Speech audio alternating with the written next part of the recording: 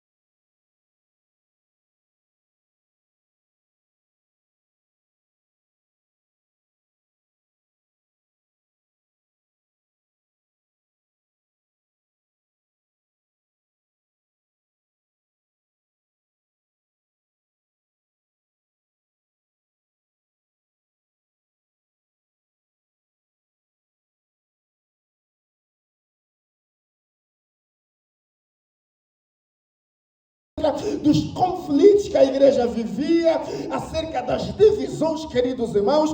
Paulo está a falar acerca, amados, um dos desafios que eles viviam a partir do capítulo 3, amados, porque havia preferências de líderes, havia preferências de pregadores, amados. Aquele povo olhava, amados irmãos, para a igreja, para os líderes, e eles preferiam, tinham preferências de líderes. Uns diziam, não, eu sou de Apolo. Quando Apolo prega, é um homem eloquente, é um homem com um português afinado, é um homem que quando ele fala, você percebe. Outros diziam, não, eu pelo menos gosto de Paulo. Ele não tem uma presença física afinada, mas ele carrega o poder de Deus sobre ele. Não dizendo, eu sou de Pedro, porque Paulo, Apolo não andaram com Jesus. Eu sou de Pedro, porque ele andou com Jesus. O apóstolo que conheceu Jesus, conviveu com Jesus. Queridos, então este ambiente inferno, Paulo está a repreender este comportamento no meio da igreja. Paulo está a dizer que tanto eu, tanto Apolo não somos ninguém, somos apenas servos. E Paulo está a dizer assim, quando cheguei aqui, eu preguei a palavra para a abertura da igreja, mas depois veio Apolo, deu continuidade para regar a igreja, mas tanto eu, tanto Apolo, não somos ninguém, porque o maior é aquele que deu o crescimento da igreja, que é Deus. Aleluia! Não importa quem somos nós. Então, queridos, e Paulo continua a falar com a igreja, a repreender a igreja acerca de alguns comportamentos. Também havia conflitos entre irmãos amados, porque Paulo disse que no capítulo número 6, Paulo está a dizer que havia conflito entre irmãos. Paulo está a dizer, vocês têm problemas que não conseguem resolver entre vocês, porque quando vocês têm conflito, em vez de resolver o problema da igreja, vocês levam o problema no mundo, na polícia, nos injustos. E Paulo está a dizer, nós é que vamos julgar os injustos. Como é que os injustos estão a julgar-nos? Paulo achava isso algo não correto, que não podia acontecer no meio da igreja. Queridos irmãos, então Paulo está a falar sobre muitos assuntos. Ele fala sobre o assunto do casamento, sobre relações conjugais. Paulo está a responder algumas perguntas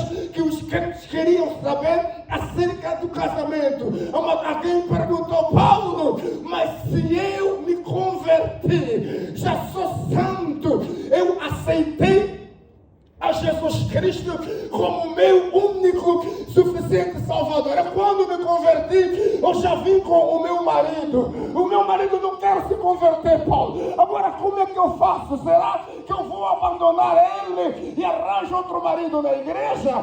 Paulo disse, não é bem assim. Isso não pode acontecer. E Paulo está a responder, se alguma mulher tem algum homem que é descrente e este consentir em coabitar com ele, não pode largar o marido, porque o marido descrente é santificado para a mulher crente. Do outro jeito, os vossos filhos seriam imundos, mas agora são santos por causa da mulher que aceitou a Jesus Cristo. Em outras palavras, Paulo está dizendo assim, quando nós nos convertemos, viemos do mundo já com uma relação conjugal. Ao chegar na igreja, nós nos convertemos, transformamos a nossa vida, nos santificaram pelo Senhor Jesus. Mas o nosso parceiro, ou a nossa parceira continua no mundo. Amado, Paulo, a Bíblia está dizendo que nós não podemos largar o nosso parceiro. Aleluia! Quer dizer, enquanto ele consente em coabitar com ele, não pode largar. Ele é bêbado, não quer vir na igreja, eu vou lhe largar, vou arranjar outro irmão da igreja. E Paulo está dizendo que este comportamento não pode acontecer no meio dos santos. Aleluia! Então ele vai falando de outros assuntos, amados. E no capítulo número 11, 12, 13 e 14, Paulo fala sobre os dons espirituais. No meio dos dons espirituais, ele vai introduzir um assunto muito importante, que é o assunto do amor. Amém, amados? Ele está dizendo assim, queridos, que ainda que eu falasse a língua dos homens, ainda que eu tivesse todo o conhecimento, ainda que eu entregasse todos os meus bens para os pobres, se não tivesse amor, nada disso me aproveitaria. Aleluia! Por que, pastor? Queridos, a Bíblia diz que nós devemos vencer o mal com o bem. Amém, amados? O que temos de fazer? Vencer o mal com o bem. Todo o bem que nós fizemos depende da motivação que nos levou a fazer. Porque nós podemos fazer coisas certas com motivações erradas. Amém? Talvez você não entendeu. Eu posso fazer um bem, mas com uma motivação errada. Eu posso te ajudar, mas com uma motivação errada. Está entendendo? Eu se te ajudar para mostrar que eu te ajudei, amados, eu fiz um bem, mas com motivação errada. Amém, amados? As profecias vão passar, as línguas vão passar, o conhecimento vai passar, mas o amor nunca passa. Amém, amados? O amor nunca. Eu não conheço uma comunidade muito forte do que aqueles que se amam. Quando a comunidade se ama, nada vai lhes vencer. Nada vai.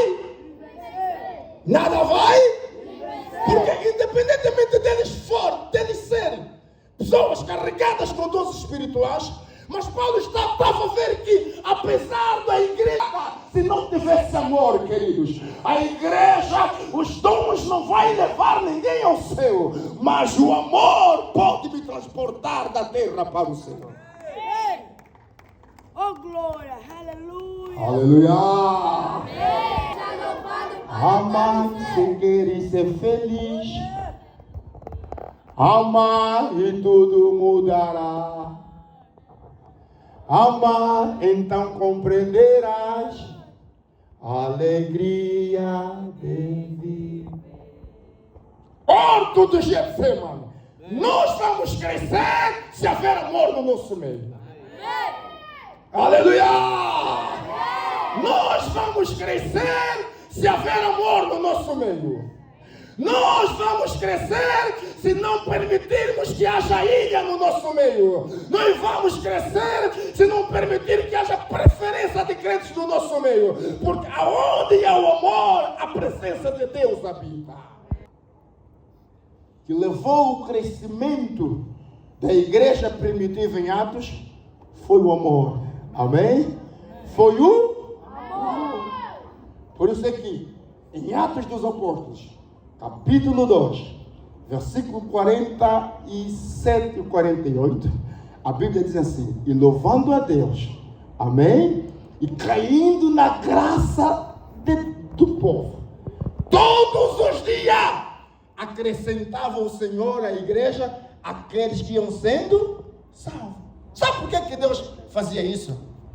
Eles não saíam para evangelizar. Por quê? Porque o mundo observava a maneira como eles viviam. Eles viviam de uma maneira contagiante. Amém, amados?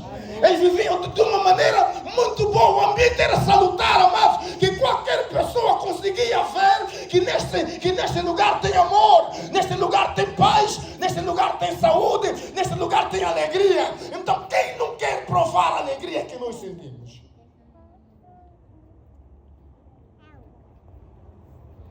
E nós precisamos contagiar o mundo com a nossa união. Amém? Precisamos contagiar o mundo com o nosso amor. Amém? Precisamos contagiar o mundo com a nossa alegria. Essa igreja neste lugar tem que marcar a diferença. Tem que marcar a diferença. Louvado seja o nome do Senhor. Nós podemos marcar a diferença com a nossa maneira de viver. Podemos marcar a diferença com a nossa forma de ser. Podemos marcar a diferença, mas o mundo precisa saber que neste lugar está reunido o povo de Deus. O povo que se chama pelo nome